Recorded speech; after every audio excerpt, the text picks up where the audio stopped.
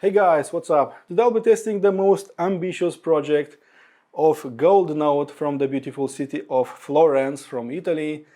It's an amazingly feature-packed combo that embodies 5 devices in a single component that you can see right here. So it's a fully fledged streamer via Wi-Fi and via Ethernet. It's also a Bluetooth receiver, a high-performance digital to analog converter, a very powerful headphone amplifier, and also a dedicated preamplifier, all wrapped in this beautiful golden enclosure that is Gold Note DS-10 Plus. I'll be testing it with and without its external power supply, that is PSU-10 EVO that you can buy separately. It's the statement all-in-one combo and I cannot wait to tell you more, so let's check it out.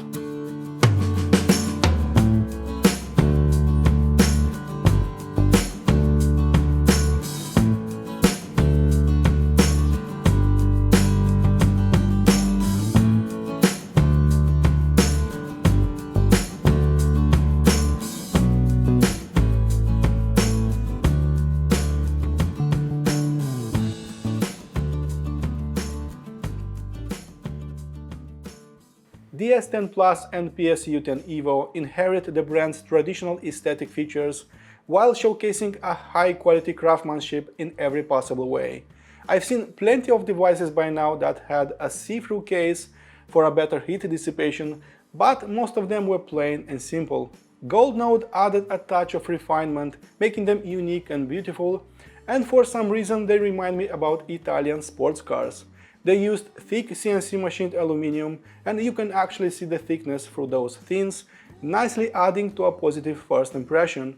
I really dig that golden coin on its front plate. The bigger logo on top is also interesting to look at. In the end, their build quality is absolutely spectacular. They look eye-catching. Fit and finish seems to be at the highest level I've encountered with personal audio. As for controls, DS-10 Plus has a straightforward and simple to use front panel with just a headphone jack to its left, a volume wheel to its right that works as a menu navigator, and there's a big LCD screen that will show all the important stuff. It has one of the most impressive back panels that I've seen with digital audio. There's a 3.5mm analog input and 8 digital inputs as Ethernet, a mini USB port, a USB host, so you can use external USB flash drives if you want. There's an AAC, coaxial, USB Type-B and 2 optical inputs. It has 2 analog outputs coming in RCA and XLR flavors. Both can be fixed or not, so you can use it as a pure DAC or as a DAC plus preamp combo. It can be powered by its internal power supply, but if you want to squeeze the last drop of performance, its external PSU-10 EVO will be improving its noise rejection and sound performance to the next level. As for the tech inside, first of all, it's an advanced streamer, so you can use it wired or wirelessly. Its GN control app available for iOS and Android devices is super intuitive and very easy to use. You can link your Deezer, Tidal, Qobuz, Spotify and VTuner internet radio accounts and start streaming high-resolution content right away. It can be 24-bit PCMe files via Qobuz, or it can be MQWave files via Tidal, it's really up to you. Secondly, it's an advanced digital to analog converter that uses the famous AK4493 DAC chip. While this is not a top-of-the-line silicon, everything around it is. Its power supply is very well made, and there's a huge capacitance inside for power filtering and storing. Thirdly, it's an advanced preamplifier that uses an actual line amplifier circuit inside, instead of a volume attenuator that you can spot in entry to mid-level converters. Gold Note has plenty of knowledge when it comes to analog preamplifiers, so they added a switchable high-end analog preamp stage. Lastly, it's a very good single-ended headphone amplifier with 2 gain stages. Low gain is offering up to 1 watt of power and high gain 5 juicy watts that can move and control even the most demanding headphones as planar magnetic ones. Okay folks, my body and soul are ready for some well-deserved music, so let's hit some eardrums. In terms of sound performance, while listening to such a unit of such caliber, I think that its spec sheet, all the chips inside, I think that those don't matter that much. The final outcome, the musical experience is a lot more important, I think. So while listening to it in a headphone setup, it literally changed some headphones to unrecognizable. For example, Hi-Fidelity HE1000 SE is a treble-oriented headphone, and I think that it fully preserved its cleanness, its detail retrieval, its transparency, but it toned down its sharp overtones, its treble that you can find in perfect measuring headphone amplifiers and DACs. So it didn't add any sharpness, it didn't add any fake treble ringing, it didn't add more bass notes, it just added more flow, it added more emotions in my music, it added more weight in the bass, it added just more color into my music, and I think that really differentiates a high-end converter from an entry to mid-level one. In some ways, it actually reminds me a lot about my AudioBite Hydravox, because it has that silk thread that is binding all the notes together, that is creating emotions, that is creating flow, and not a lot of converters are sounding like this. I still find it quite linear, quite extended in the frequency response, but it didn't charm me with its technicalities. I think that it put a spell on me with its smoothness, with its flow, with its musicality, so with the listening experience itself. It knows how to awake some emotions, so it knows how to be smooth, how to be gentle, but it also can raise and decrease those dynamics in a split second. So when it's called for, bass can be super powerful, it can be hard slamming, it can be really muscular, powerful, and so on. I started doing some calculations, so how much do I need to save to have the same listening experience, so to have a high quality streamer with iOS and Android support, a very powerful headphone amplifier section, a high-end and chameleon DAC section that can change according to your needs, and of course a dedicated line amplifier. And while I can have them all at the same price point, I don't believe all those separate units will be creating the same ecosystem and the same outstanding experience, connectivity, design, and build quality. I want to talk just a little bit about the PSU-10 EVO and what it brought to the table, more exactly what it did in my stereo setups. So the driving force behind any stereo setup is actually your analog or digital front end. So the music starts its life exactly right there, and then it moves up the ladder to the preamplifier stage that you can find right here, to the amplifier stage, to the diaphragms of your loudspeakers and of your headphones, and then it goes directly into your ear canal, into your eardrums. So if you want to make things the proper way and kill the noise for good, you need to start that at the inception point. You need to start that with your DAC. So kill the noise right here until it becomes a much bigger problem. You should know that third-party power supplies isn't something new entirely, because there are plenty of companies that are doing them. So if you remember, as Booster, they're making power supplies for quite a lot of DACs, for Mytech, for Benchmark Media, for many other units as well. But I think that I know that PSU-10 EVO is a much better power supply. As Booster has one power supply, so one transformer, this one has 4 transformers, and one transformer is actually an inductive filter. It also has a huge capacitance and of course several voltage regulators that are lowering the noise floor by about 80 dB. That's a huge number, a big number, so the noise floor is going down by 80 dB. That is huge, and of course that is improving the performance of this unit quite a lot. DS-10 Plus itself is a clean sounding unit. However, with the EVO in place in the chain, I think that the void spaces between the musical notes became just bigger, much blacker, but the biggest change can be summarized by one single word: dynamics. So on its own, DS-10 Plus is a quite engaging and quite fun little unit. But with the EVO in place, it just becomes a little bit more engaging. So I have more low end, a much denser mid-range, there is less digital glare in the treble. It added muscle mass, it added punch in the chest, it added deeper bass notes, all coming in an effortless, easy way towards the listener. In terms of noise floor, from this point onwards, I'll be using the DS-10 Plus with the PSU-10 EVO, just because I like how they sound together and of course for the best results. So driving directly a power amplifier that was Kitsch's S300 and then a pair of KEF reference-free loudspeakers, even at much higher volumes I didn't hear any stutters, no noises, no hisses via its XLR output, it was just dead silent. So KEF UniQ drivers are actually quite sensitive to source noise. They can pick up residual noise with lower quality sources, with bad amplifiers, but that never actually happened. So Gold Note didn't put any nasty gremlins inside, and as far as noise floor goes, it's just dead silent from any point of view. So moving on to headphones, to low impedance planar magnetic headphones. Again, the same story repeated itself, so I didn't hear any noises via its headphone amplifier section.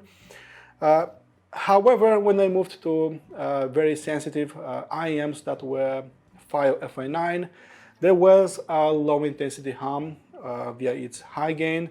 When I moved to low gain, the noise floor dropped considerably, but still there was a very faint noise that can be heard in the background when I was pausing the music. When I was playing the music, I couldn't hear that anymore, so that is important to say. With desktop class dynamic headphones, again, I didn't spot that noise, so I think that it works great with headphones, amazing, just not with IEMs. One important thing to say is that I've tried it with an external headphone amplifier that was Benchmark HPA4 that is absolutely noiseless with anything, and even trying those FI9, I didn't spot any noise, meaning that its DAC section is absolutely flawless, very clean. Only its headphone amplifier section is a little bit, adding just a little bit of noise with sensitive IEMs. Its headphone amplifier section offers 5 juicy watts of power, so as you can imagine, it will drive every possible headphone. So, as you can imagine, portable over-ears, sensitive IEMs, and desktop dynamic headphones were fully driven with flying colors. Most of my headphones are planar magnetic headphones. What I can do, this is my fetish. And from them all, it fully drove all of them except for one black sheep. Even Odyssey LCD4, Hi-Fiman HE1000 SE were fully driven. So there was authority in the bass, there was sweetness in the mid-range, there was a really nice top octave without being harsh or bright. It had a lot of power on top, so at about 70 out of 100, that was maximum I could go with such headphones. Of course, the headroom left on top was huge.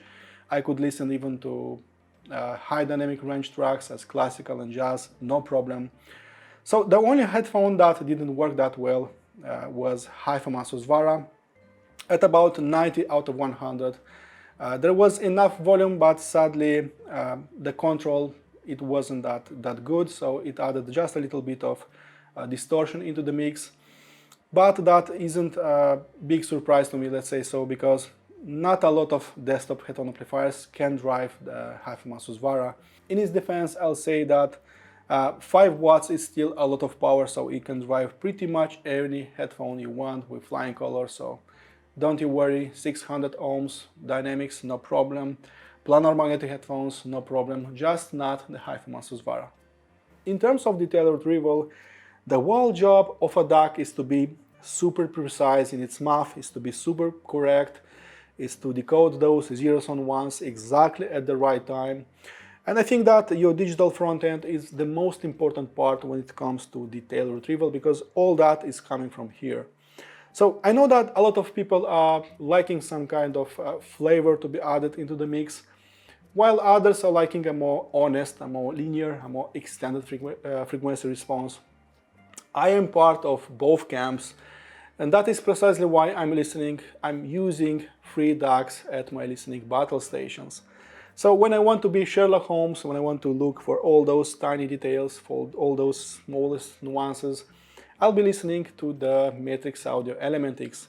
When I want to feel the music, when I want to be carried away by music, I'll be listening to the AudioByte Hydravox. And I want to be a rock star, when I want to hang bang, when I want to air guitar, when I'll be listening to the Gustard X26 Pro.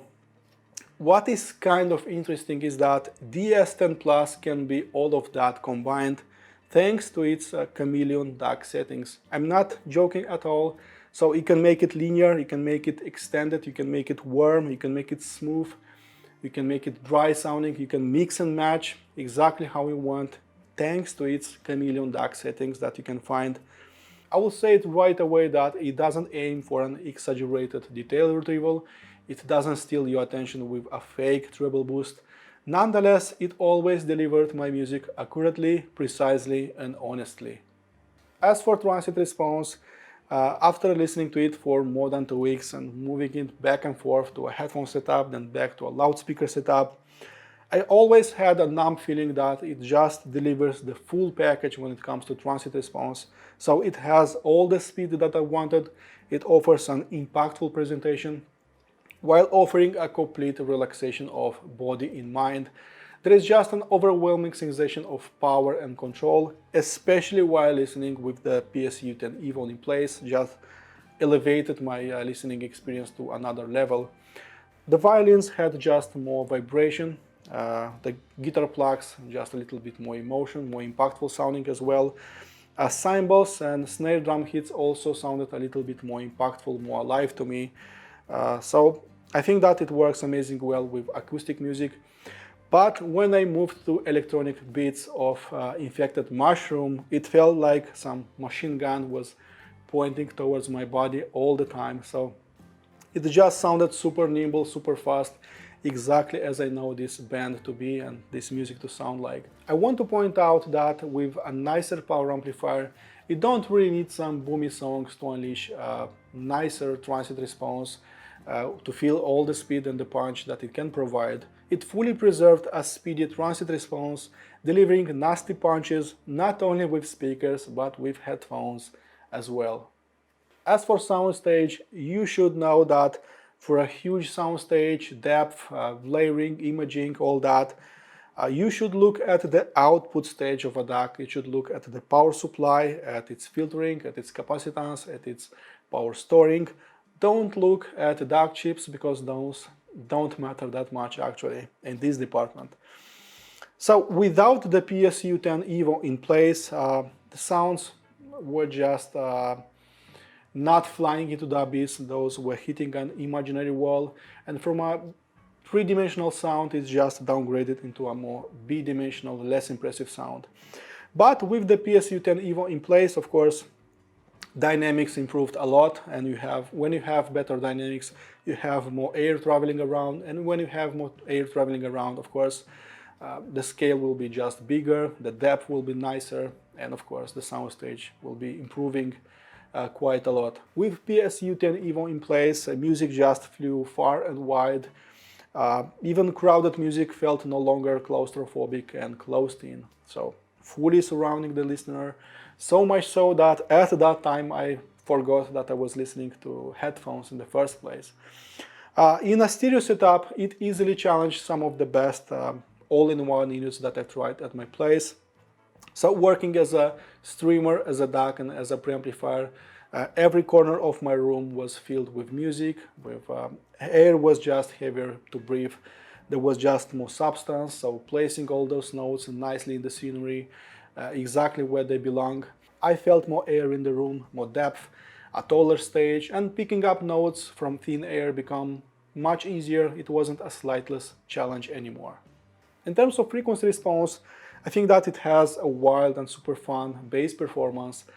It just sounds effortless, even when it comes to bass. It just appears from a black void of nothingness, and all the spotlights are moving towards it, thanks to its cleanness, to its leading edge. It sounds really fun in the bass. It's always defined, very clean. There isn't any kind of muddiness, any kind of distortion in the bass. You can easily spot those 20 Hz notes, be it electronic, be it jazz or rock tunes. It just delivered always a super fun and enjoyable bass performance. As for mid-range, instead of being a linear, straight as a line mid-range, it just took one step forward and created that mid-forward mid-range. So it's more interesting in here, more denser sounding in here, warmer sounding, meatier sounding in here. Instead of just being there, linear and so on in front of you, its mid-range is just sweeter sounding, smoother, gentler, warmer, call it as you please. With it, I just listen to a lot more acoustic stuff, a lot more classical music, jazz, a lot more soprano voices, because all that sounded absolutely amazing. Yes, it is a little bit elevated in the mid-range, but who cares when all that sounds absolutely amazing. I think that its mid-range delivery is actually the best part when it comes to frequency response. Its treble performance is resembling very much the sound of non-oversampling DACs, of good hardwire units, of FPGA software-defined DACs. There is just an easiness in the treble, a harsh-free presentation that you cannot find with bad designed oversampling DACs. You can just feel the brass of those cymbals, you can feel the snare drum hits very precisely, but you don't hear that harsh nature, you don't hear that fake ringing that is associated with treble-oriented units. There is texture, there is detail, there is transparency, but without any kind of over sharpness, without any kind of treble ringing. And that is really another trait, super interesting trait that DS-10 Plus is having. So I can't call it rolled off in here. There is still plenty of presence and detail. It just isn't overdone and it isn't attracting a lot of attention to it. Okay folks, conclusion time. It has a fantastic set of features, undeniably. It has great connectivity, again, super impressive in here. It has a very good design, in my opinion, and of course a very high build quality. And it's really hard finding any faults when you're full of goosebumps all over your body. Although it has an eye-watering price tag, no matter how you look at it, it always delivered every single time I pressed that play button on the GN Control app. And if you are looking for a no-compromise, all-in-one solution for your stereo setup, you definitely came to the right place. Gold Note, DS-10 Plus and PSU-10 EVO are indeed flagship-level all-in-one units. Their inviting mid-forward and natural sound signature was highly enjoyable and super fun, and combined with an amazing feature set, you have a perfect recipe for some amazingly long and pleasant listening sessions. I liked this combo so much that I'll be awarding it my highest badge. Congratulations to the team, and I'm looking forward to their next doings. Okay guys, my full in-depth review, much longer than this one, can be found on my website. In case you want to support this channel, please subscribe to it, and as usual, listen to my music, be positive, and I'll see you next time. Cheers, bye bye.